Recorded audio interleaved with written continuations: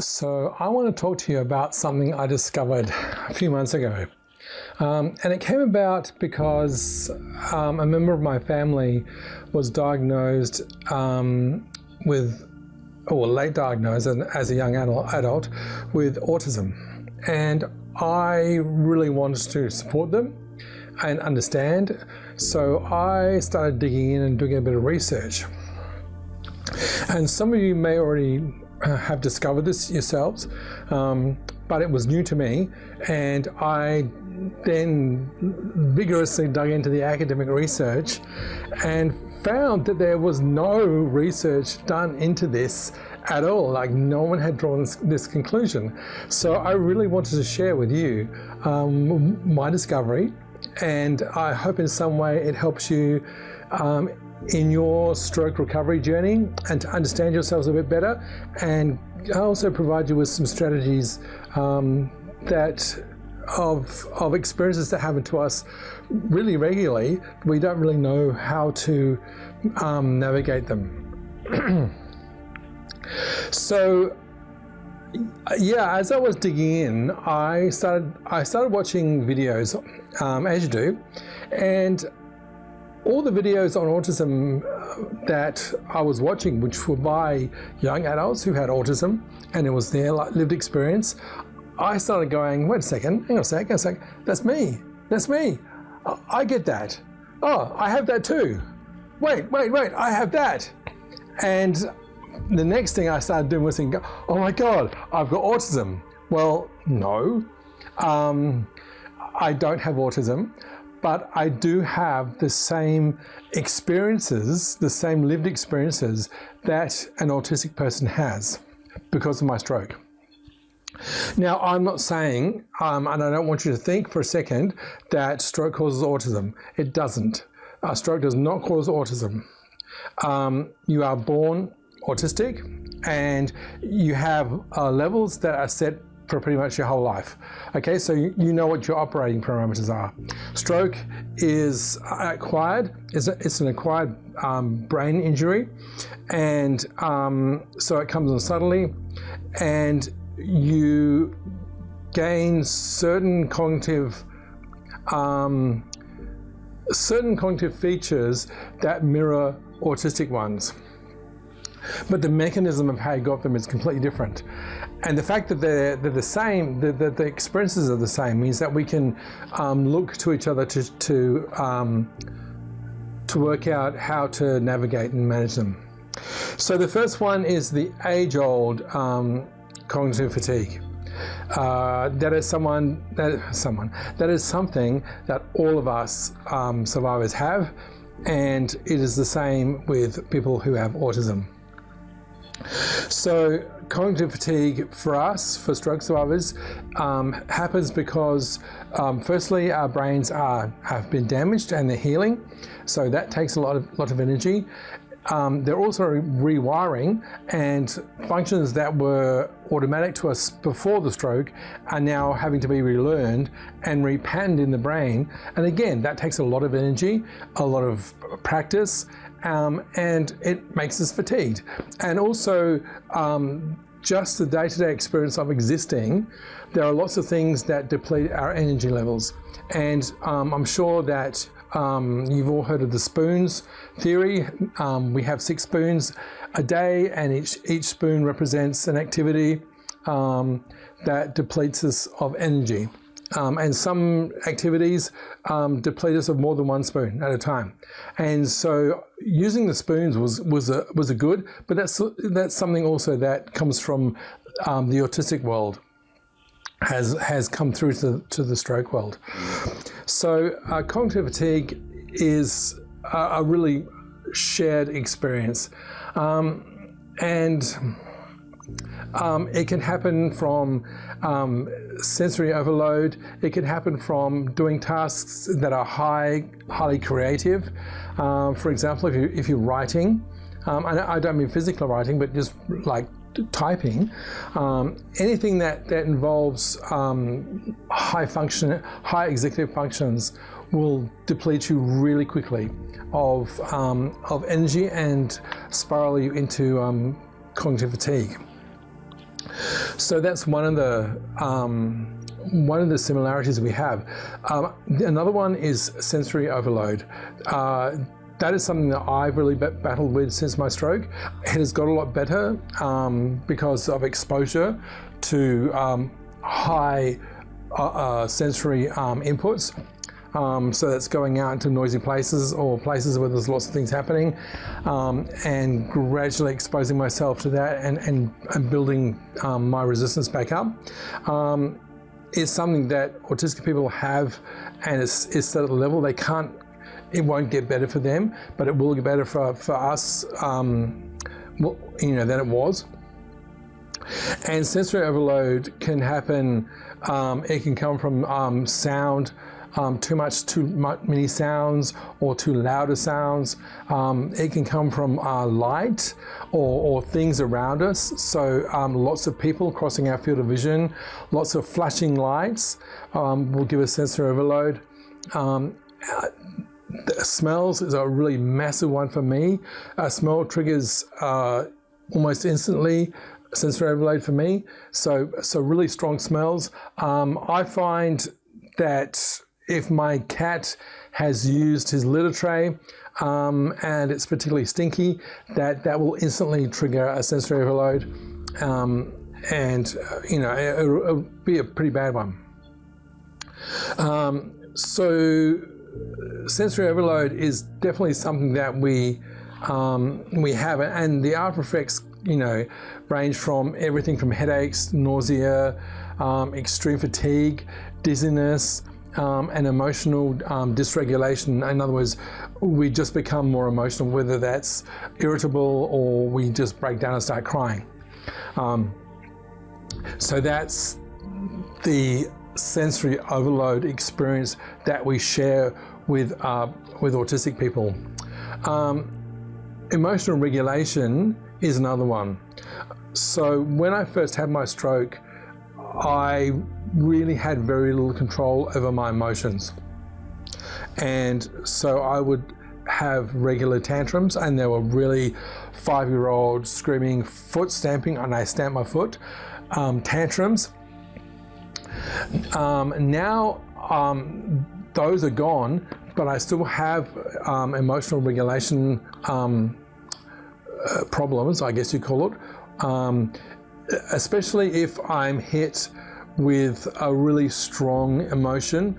It's really then hard to regulate all of my emotions because I'm trying to deal with that. And if it's a particularly strong emotion, then it will give me sensory overload, and then it will spiral into lots of other emotional outbursts as well, like crying or anger.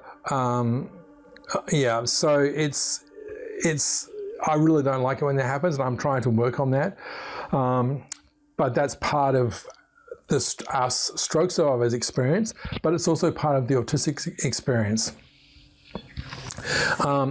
And then obviously once the emotional wave or tsunami really is, once the emotional tsunami has passed, then we're left again with fatigue.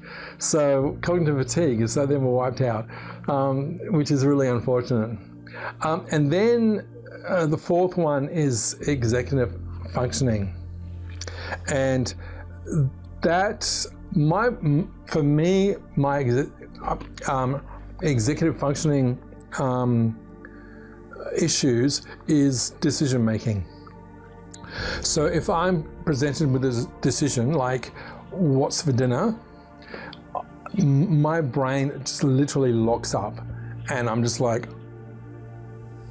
I don't know.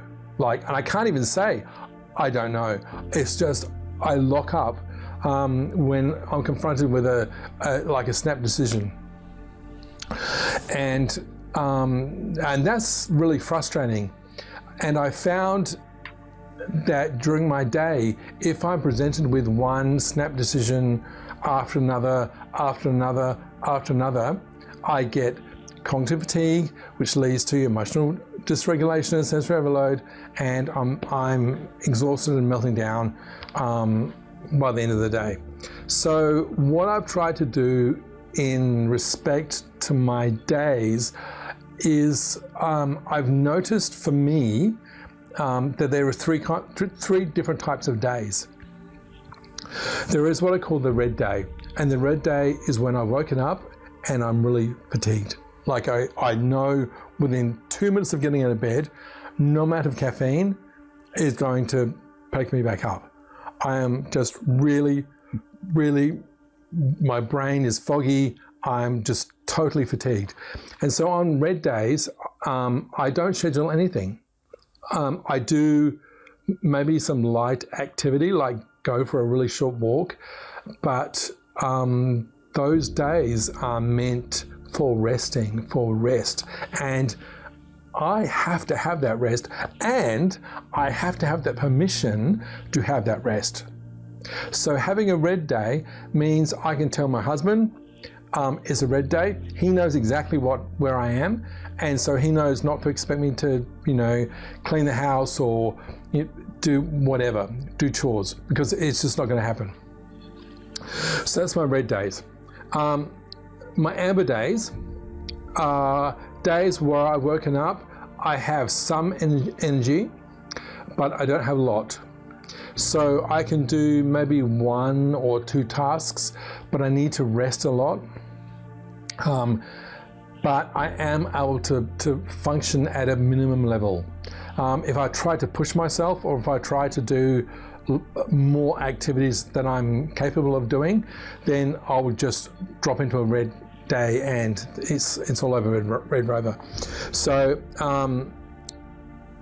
amber days, again, it tells me, it tells my loved ones where I'm at cognitively, and they can respond accordingly, and so can I. And I have the permission to do it. And of course, there's green days. And green days is when I've woken up, I feel fresh, I feel alert, I have no brain fog, and I can get on and do stuff. I can do physical activity. I can go for a long walk, or I can go to the gym and do exercise. I can do my rehab with no problems. I can do my creative work. I can make videos. I can clean the house. I can do a whole bunch of things. I can push myself too hard. And if I do, I know that I'm going to drop down to amber, but I've learnt where my limits are. And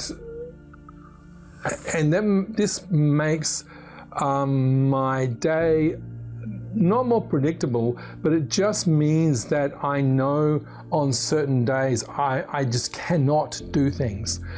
And it's good knowing that. And also I've been recording when I'm having, the different color days. And it's good, like I might have like a green day, and then I'll have a red day. And then it might be 1 red day or even 2 red days. And then I'll have an amber day and then back to a green.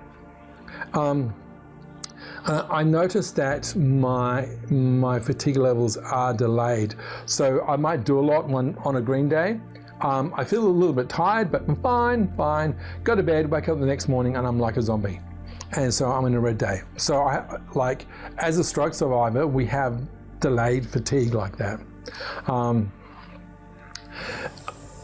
It also means that on red days especially, I tend to withdraw. So I don't want to see people, I don't want to talk to people, I don't want to interact at all, I don't even want to go outside.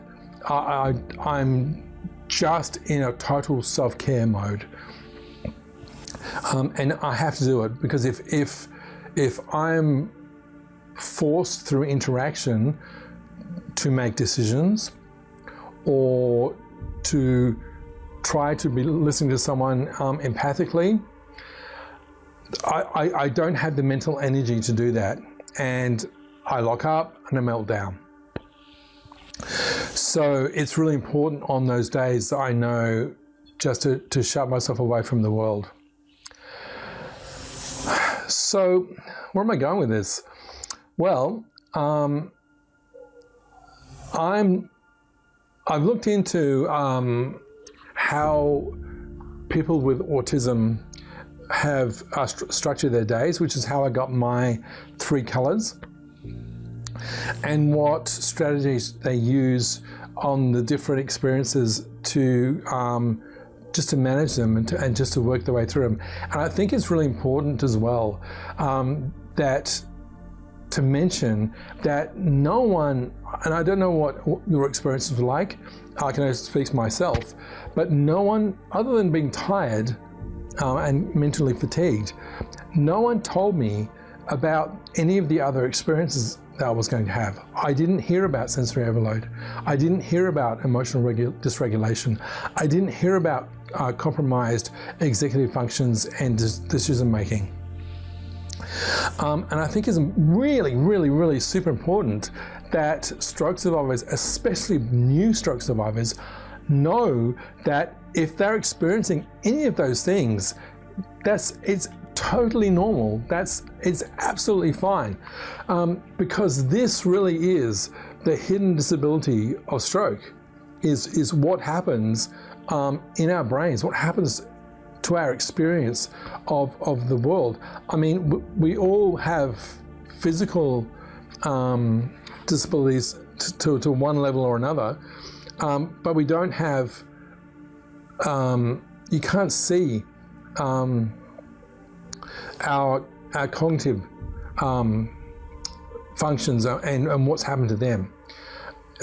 And people assume, especially, you know, if you're further along in your recovery and you can pass as being neurotypical, and people just treat you like you're neurotypical, but you're not. And so they don't understand when you want to withdraw or you need a rest, and I mean a rest, or you have a meltdown.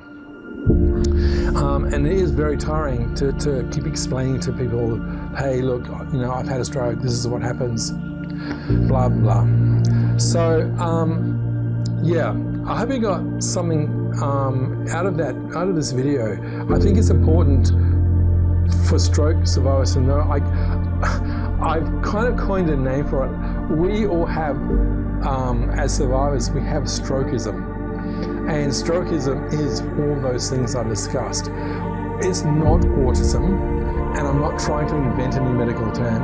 It's just what I call it, that explains all of my cognitive features since my stroke. The other thing as well is, and that autistic people don't have to deal with, is that because our brains are healing, because our brains are changing, because there is neuroplasticity, it means that whatever was normal for us this week won't be normal for us next week, or this month won't be normal for us next month. And so it's also hard for stroke survivors because things are constantly changing. You can't find a baseline and just say, oh, thank goodness, I sit there and know, like, predictably be able to say how you're going to respond to things, because things are changing. I've noticed, like I said to you before, with my emotional outbursts, they were quite extreme when I was very young in the stroke, like in the first 12 months. Whereas now, they only happen when I'm very fatigued or sensory overloaded, or I've had some sort of like really huge emotional shock.